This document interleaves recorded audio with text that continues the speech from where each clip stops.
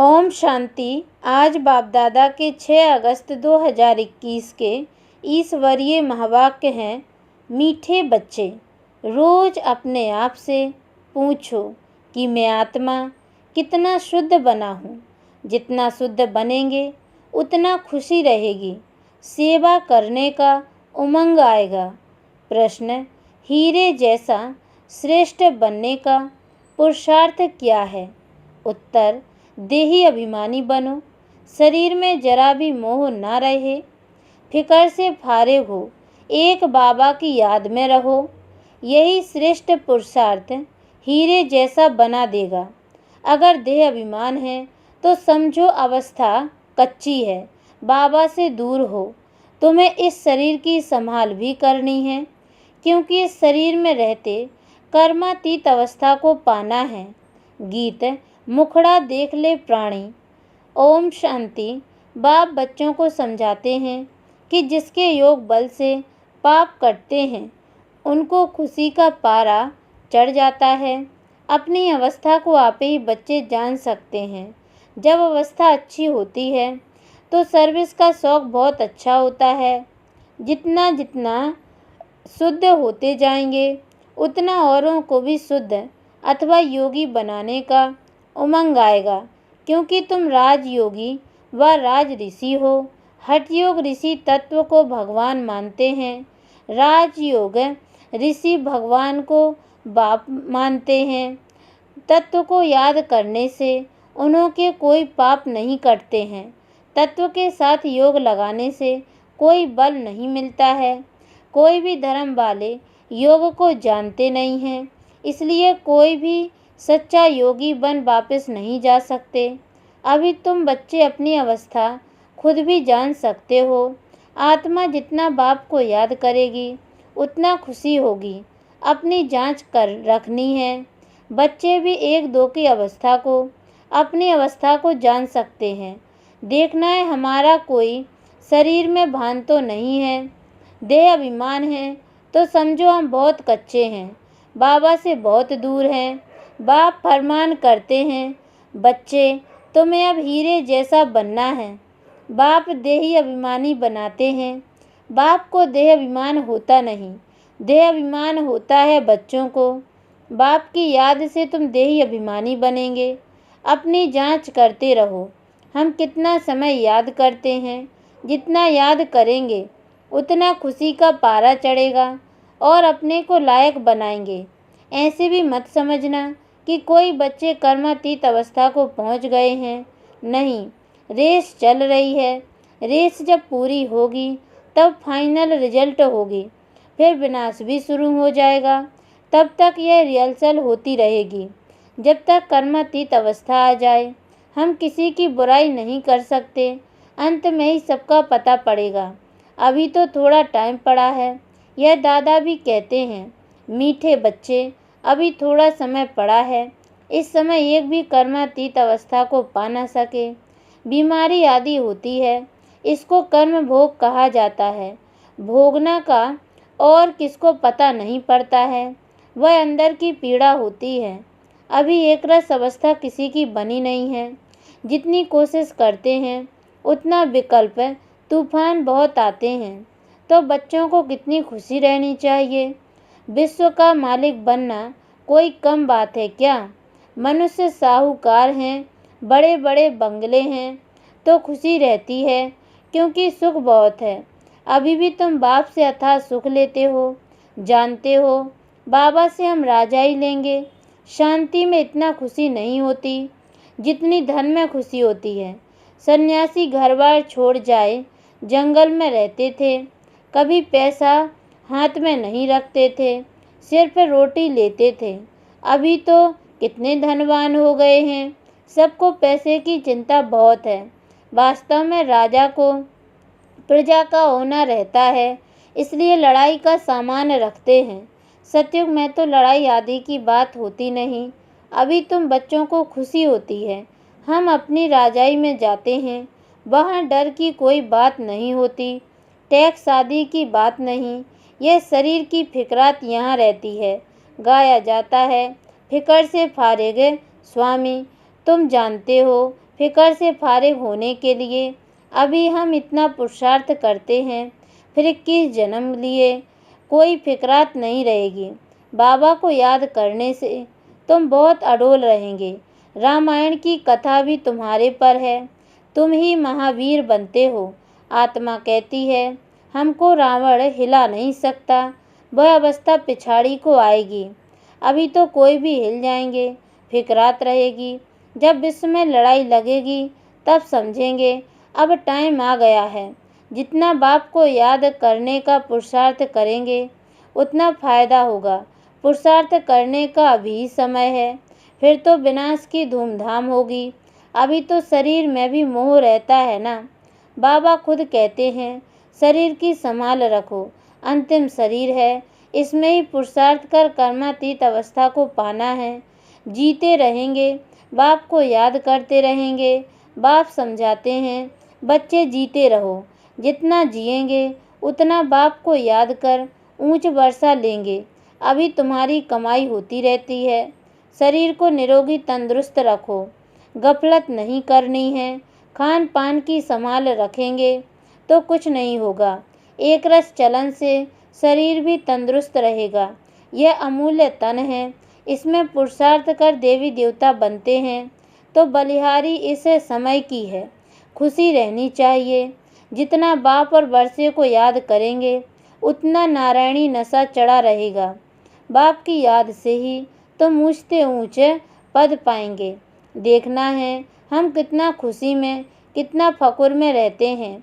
गरीबों को तो और ही खुशी रहनी चाहिए, साहूकारों को तो धन का फिक्र रहता है।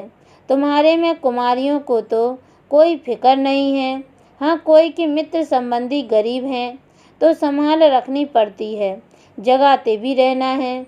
अगर नहीं जगते हैं तो फिर कहाँ तक मदद करते रहेंगे। बाबा कहते हैं ना, तुम सर्विसेबल खुद बनो व स्त्री को रूहानी सर्विस में दो। तुम हो बाबा के मददगार। मदद तो सबको चाहिए ना, अकेला बाप भी क्या करेगा। कितनों को मंत्र दें, हम तुमको देते हैं, तुमको फिर औरों को देना है, कलम लगाना है। बच्चों को कहते रहते हैं जितना हो सके मददगार बनो, मंत्र देते जाओ। तुम्हारे शास्त्रों में भी है कि सबको पैगाम दिया था कि बाप आए हैं वर्षा लेना है, तो बाप को याद करो, देहधारियों को याद नहीं करो। अपने को आत्मा समझ बाप को याद करेंगे तो तुम्हारे विकर्म विनाश होंगे और वर्षा भी मिल जाएगा। गीता तो बहुत सुनते सुनाते हैं, उसमें प्रसिद्ध अक्षर है मन मना भाव। बाप को याद करो तो मुक्ति को पाएंगे। सन्यासी भी यह पसंद करेंगे। मध्याजी भाव अर्थात जीवन मुक्ति। बच्चे बाप के बनते हैं तो बाप कहते हैं बच्चे तुम्हारी आत्मा पतित है, पतित चल नहीं सकेंगे। यह समझने की बातें हैं। तुम भारतवासी सतो प्रधान थे, तमो प्रधान बने, अब फिर सतो प्रधान बनना है। तो बाप कहते हैं पुरुषार्थ करो तो ऊंच पद मिलेगा। भक्ति तो जन्म जन्मांतर करते आए हो, तुम जानते हो। पहले पहले अव्यभिचारी भक्ति शुरू हुई, अभी कितनी व्यभिचारी भक्ति है। शरीरों की भी पूजा होती है, वह है भूत पूजा। देवताएं फिर भी पवित्र हैं, परंतु इस समय तो सब तमो प्रधान हैं, तो पूजा भी तमो प्रधान होती जाती है। अभी बाप को याद करना है, भक्ति का अक्षर कोई नहीं बोलना है। हाय राम, यह भी भक्ति का अक्षर है, ऐसे कोई पुकार नहीं करनी है। इसमें कुछ भी उच्चारण करने की बात नहीं। ओम शांति भी घड़ी घड़ी नहीं कहना है। शांति माना अहम आत्मा शांत स्वरूप है, सो तो है ही, इसमें बोलने की बात नहीं रहती। दूसरे कोई मनुष्य को कहेंगे ओम शांति, वह तो अर्थ जरा भी नहीं समझेंगे। वो लोग तो ओम की बड़ी बड़ी महिमा करते हैं, तुम तो अर्थ समझते हो, फिर ओम शांति कहना भी फालतू है। हाँ, एक दो से ऐसे पूछ सकते हो शिव बाबा की याद में हो, जैसे हम भी बच्ची से पूछता हूँ यह किसका श्रृंगार करती हो, बोलती है शिव बाबा के रथ का। यह शिव बाबा का रथ है ना, जैसे हुसैन का रथ होता है ना। घोड़े को श्रृंगार करते हैं, घोड़े का अर्थ नहीं समझते हैं। धर्म स्थापन करने वाले जो आते हैं उनकी आत्माएं पवित्र होती हैं। पुरानी पतित आत्मा धर्म स्थापन कर न सके, तुम धर्म स्थापन नहीं करते हो, शिव बाबा तुम्हारे द्वारा करते हैं, तुमको पवित्र बनाते हैं। वो लोग भक्ति मार्ग में बहुत श्रृंगार आदि करते हैं, यहाँ श्रृंगार पसंद नहीं करते। बाप कितना निरंकारी है, खुद कहते हैं हम बहुत जन्मों के अंत के भी अंत में आता हूँ। पहले सतयुग में होगा श्री नारायण, श्री लक्ष्मी से भी पहले श्री नारायण आएगा, वह तो बड़ा होगा ना, इसलिए कृष्ण का नाम गाया हुआ है। नारायण से भी कृष्ण की महिमा जास्ती करते हैं, कृष्ण की जन्माष्टमी मनाते हैं, नारायण का बर्थडे नहीं मनाते। यह कोई नहीं जानते कि कृष्ण सो नारायण, नाम तो बचपन का ही चलेगा ना। फलाने ने जन्म लिया, उसका बर्थडे मनाते हैं, इसलिए कृष्ण का ही मनाते हैं, नारायण का किसको पता नहीं। पहले पहले शिव जयंती, फिर है कृष्ण जयंती, फिर राम की। शिव के साथ गीता का भी जन्म होता है। शिव बाबा आते ही हैं बहुत जन्मों के अंत के जन्म में, बुजुर्ग अनुभवी रथ में ही आते हैं। कितना अच्छा समझाया हुआ है, तो भी किसकी बुद्धि में नहीं आता। बाप कहते हैं यह ज्ञान प्रायः लोप हो जाता है, जब मैं आकर सुनाऊं तब तुम भी सुना सकते हो। अभी तुम बच्चे जानते हो, हम भविष्य में एक्यूरेट यह देवी देवता बनेंगे। बाबा ने 2-3 प्रकार के साक्षात्कार किए थे, यह बनूंगा, ताज वाला बनूंगा, पगड़ी वाला बनूंगा। 2-4 राजाई के जन्मों का साक्षात्कार किया था। अभी तुम समझ सकते हो, इन बातों को दुनिया में और कोई समझ नहीं सकते। हाँ, इतना समझते हैं, अच्छा कर्म करेंगे तो अच्छा जन्म मिलेगा। अभी तुम पुरुषार्थी भविष्य के लिए कर रहे हो, नर से नारायण बनने का। तुम जानते हो हम यह पद पाएंगे, यह खुशी जास्ती उनको रहेगी जो कर्मातीत अवस्था को पाने का पुरुषार्थ करते रहते होंगे। कहते हैं फलाना, कहते हैं बाबा, हम तो मम्मा बाबा को फॉलो करेंगे, तब तो तख्त पर बैठ सकेंगे। यह भी समझ चाहिए कितनी हम सर्विस करते हैं और कितना खुशी में रहते हैं। खुद खुशी में रहेंगे तो दूसरों को भी खुशी में लाएंगे। अंदर कोई खराबी होगी तो दिल खाती रहेगी। कोई आकर कहते हैं बाबा हमारे में क्रोध है, यह भूत है हमारे में। फिक्र की बात हुई ना, भूत को रहने नहीं देना चाहिए। क्रोध क्यों करें, प्यार से समझाना होता है। बाबा कोई पर क्रोध थोड़े ही करेंगे, शिव बाबा की महिमा है ना। बहुत फालतू झूठी महिमा भी करते हैं। मैं करता क्या हूँ, मुझे कहते हैं आकर पतित से पावन बनाओ। जैसे डॉक्टर को कहते हैं हमारी बीमारी दूर करो, वह दवाई दे इंजेक्शन लगाते हैं, सो तो उनका काम ही है, बड़ी बात थोड़ी है। पढ़ते ही हैं सर्विस के लिए, जास्ती पढ़ते हैं तो जास्ती कमाई करते हैं। बाप को तो कोई कमाई नहीं करनी है, उनको तो कमाई कराना है। बाबा कहते मुझे तुम अविनाशी सर्जन भी कहते हो, यह जास्ती महिमा कर दी है। पतित पावन को कोई सर्जन नहीं कहा जाता, यह सिर्फ महिमा है। बाप तो सिर्फ कहते हैं मुझे याद करो तो तुम्हारे विकर्म विनाश होंगे। बस मेरा पार्ट ही है तुमको यह समझाने का कि मामी कम याद करो, जितना याद करेंगे उतना ऊंच पद पाएंगे। यह है ही राजयोग का ज्ञान। गीता जिन्होंने पढ़ी है उनको समझाना सहज होता है। तुम पूज्य राजाओं के राजा बनते हो, फिर पुजारी बनेंगे। तुमको मेहनत करनी है, तुम विश्व को पवित्र बनाते हो। कितना भारी मर्तबा है, तुम सब अंगुली देते हो कलयुगी पहाड़ को पलटाने में। बाकी पहाड़ आदि कुछ भी है नहीं। अब तुम जानते हो नई दुनिया आनी है, इसलिए राजयोग जरूर सीखना है। बाप ही आकर सिखलाते हैं, सतो प्रधान बनना है। जो कल्प पहले बने होंगे उनको समझाने से जचेगा। बात तो ठीक कहते हैं, बरोबर बाप ने कहा था मन मना भव।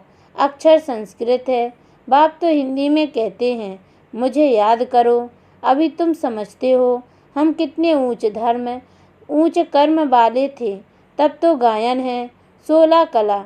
अब फिर ऐसा बनना है, अपने को देखना है, कहाँ तक हम सतो प्रधान बने हैं, पावन बने हैं, कहाँ तक नरकवासियों को स्वर्गवासी बनाने की सेवा करते हैं। अच्छा, मीठे मीठे सिक्के लदे बच्चों प्रति माता पिता बाप दादा का याद प्यार और गुड मॉर्निंग। रूहानी बाप की रूहानी बच्चों को नमस्ते, और हम रूहानी बच्चों की ओर से भी रूहानी माता पिता बाप दादा को याद प्यार और गुड मॉर्निंग बाबा नमस्ते। धारणा के लिए मुख्य सार है, पहली पॉइंट है, बाप समान निरहंकारी बनना है। इस शरीर की संभाल करते हुए शिव बाबा को याद करना है। रूहानी सर्विस में बाप का मददगार बनना है। दूसरी पॉइंट है, अंदर में कोई भी भूत को रहने नहीं देना है, कभी किसी पर क्रोध नहीं करना है, सबसे बहुत प्यार से चलना है, माता पिता को फॉलो कर तख्त नसीन बनना है। वरदान, सहन शक्ति की विशेषता द्वारा दूसरे के संस्कारों को परिवर्तन करने वाले दृढ़ संकल्पधारी भव। जैसे ब्रह्मा बाप ने ज्ञानी और अज्ञानी आत्माओं द्वारा इंसल्ट सहन कर उसे परिवर्तन किया, तो फॉलो फादर करो। इसके लिए अपने संकल्पों में सिर्फ दृढ़ता को धारण करो। यह नहीं सोचो कि कहाँ तक होगा, सिर्फ थोड़ा पहले लगता है कैसे होगा, कहाँ तक सहन करेंगे। लेकिन अगर आपके लिए कोई कुछ बोलता भी है तो आप चुप रहो, सहन कर लो, तो वह भी बदल जाएगा। सिर्फ दिल शिकस्त नहीं बनो। स्लोगन, संगम पर सहन कर लेना, झुक जाना, यही सबसे बड़ी महानता है। ओम शांति।